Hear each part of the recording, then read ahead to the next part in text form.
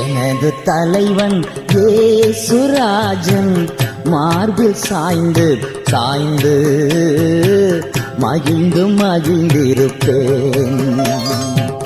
எனது தலைவன் இயேசுராஜன் மார்பில் சாய்ந்து சாய்ந்து மகிழ்ந்து மகிழ்ந்திருப்பேன்.